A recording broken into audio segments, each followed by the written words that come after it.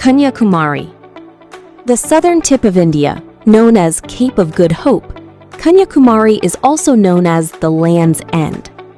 The confluence of three oceans, the Indian Ocean, Arabian Sea, and the Bay of Bengal, Kanyakumari is the most sought-after, important tourist attraction in India.